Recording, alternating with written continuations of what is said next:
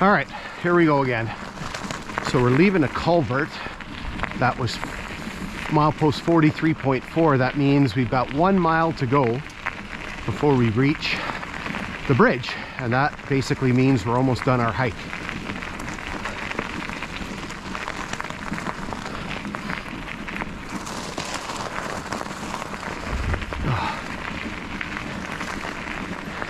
Trailer's like a bit of a boat anchor. Thank God that the ballast isn't too bad here. Another little piece of rock cut here.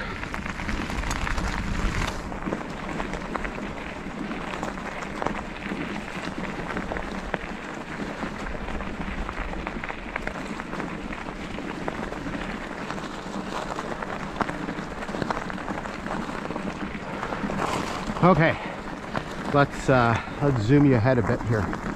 Just enjoy the nice fall colors here in this chilly but nice day.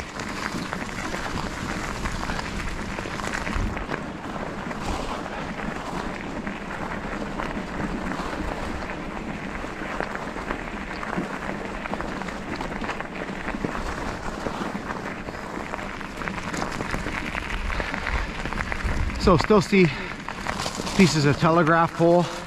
We're not going to go over there, but there's one right there. We've got a standing one coming up.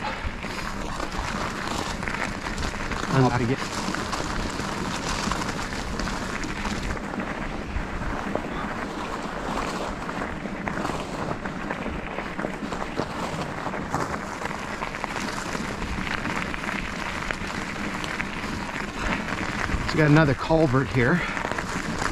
Again, modern one.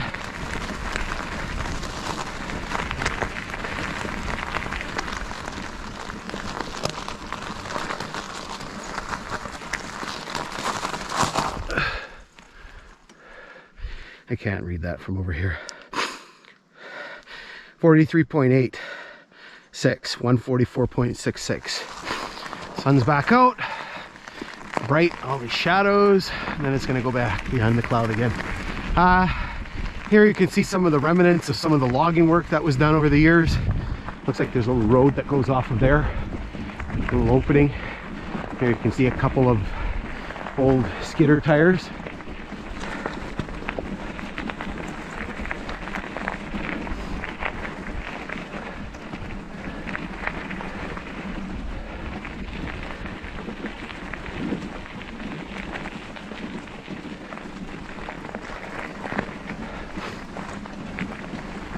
Pause here for a second. Oh, it's way back there. No, there was another one. Did I miss it? Don't tell me that I missed it. Yeah, I missed it. It was like 2 kilometers back there. Oh crap.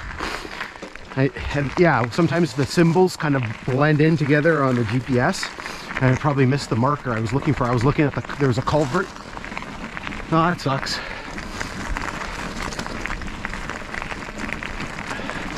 Because I didn't record it. I was going to record it when we got to it.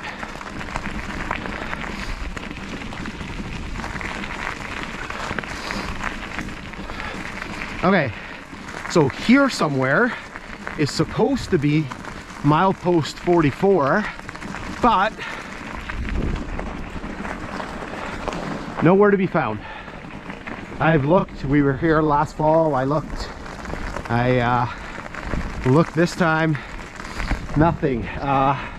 If they cut off the pole and a little stub is left, if it's under one of these trees that's hanging over, you'll never see it.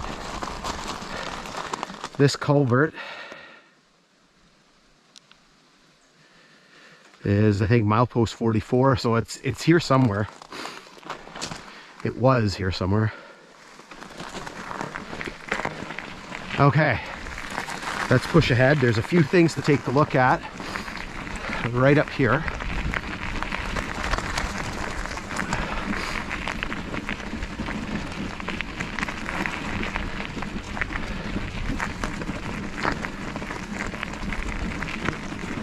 Oh, look at that.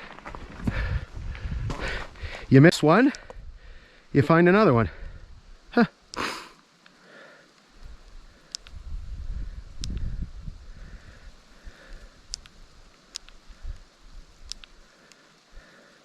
Sorry, just trying to get this in the GPS here. Stay, Loon. So we have a standing telegraph pole. This one's actually got lots of stuff on it. So I can see here, yeah, I can see there's some black rubber ones. There's, hold on, should fire up my phone here, put it on video, and go to 4K 60. I see those black ones. I see Dominion, oops. I see those black rubber ones. I see Dominion 42s. I see a bunch of green ones. I can't tell from here what they are. They're either Hemingway or Brookfields, but sort of really neat to see that on the pole. And again, I missed one, but we found a different one.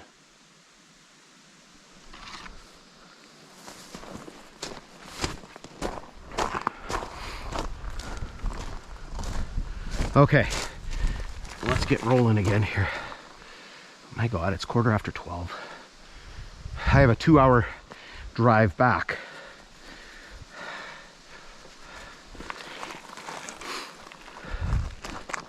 And I still have to do drone work.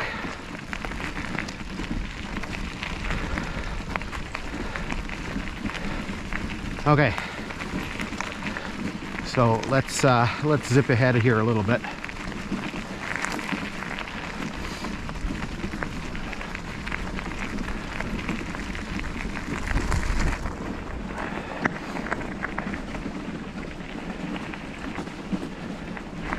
Another little rock cut here, sorry, no zipping ahead.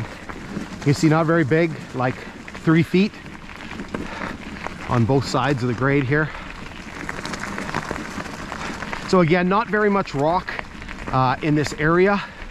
This one maybe 4, maybe 5 at the tops, because again we're alongside the lake and the river, and so basically lots of floodplain here, lots of sandy soil and such.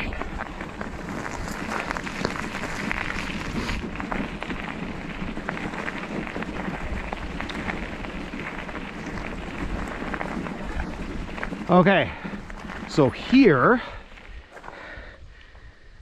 right about here somewhere in this area, there's supposed to be a spur. Let me just grab my information here so I know what the heck I'm talking about.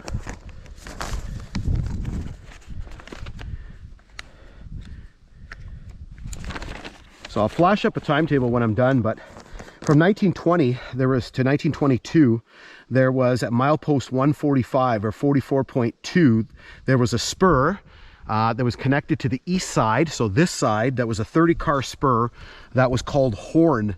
And so basically connected and went that way. I don't know, we'll kind of pedal up ahead a little bit and we'll see if we see something. So while I'm doing that, we'll flash up the timetable.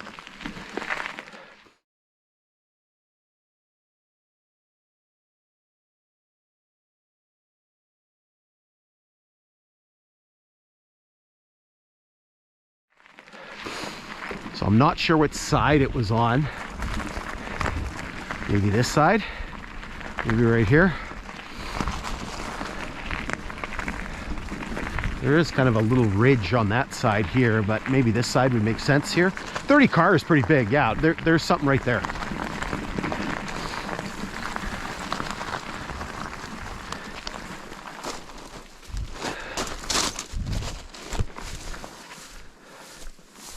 Try to see if you can feel it. Yeah, there's indentations from ties here. Yeah, you can feel the indentations right here.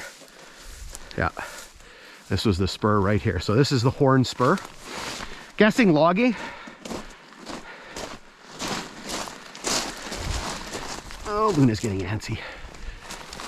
Now we got another one just right up here as well. So first, we have a junction box for the fiber optic cable right there.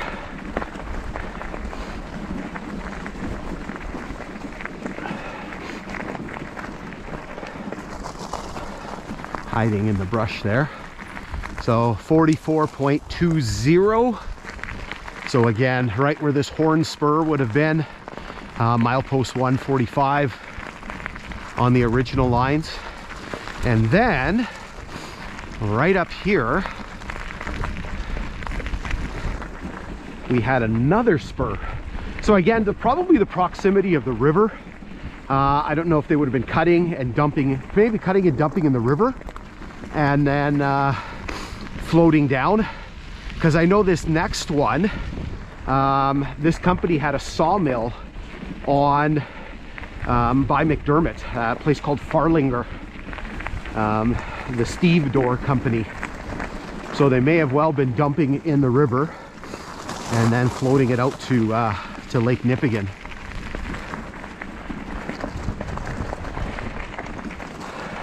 So there is something kind of over there. I don't really see anything on this side because there's a pretty steep drop off. So maybe right, I don't know. There is something right there. Running alongside the grade here, right there. So let's look up the information on that one. Let's let Luna out while we're here. It's gonna make her happy.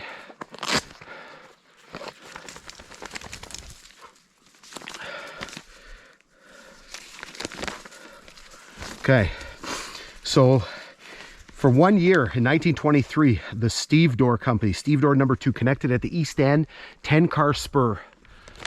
Yeah, could have very well went right there.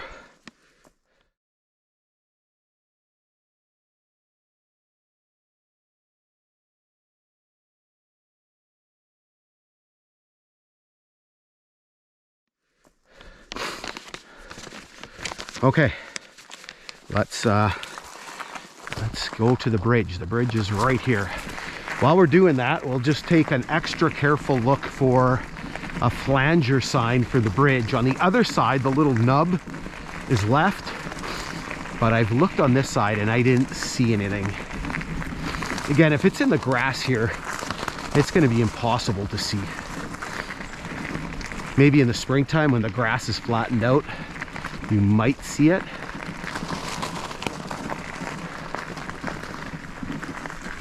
There's a piece of a telegraph pole.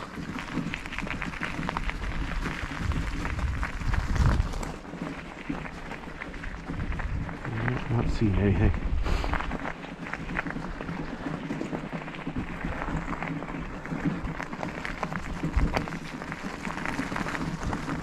Okay, so what we'll do is we'll hold up here and then we'll work our way across the bridge.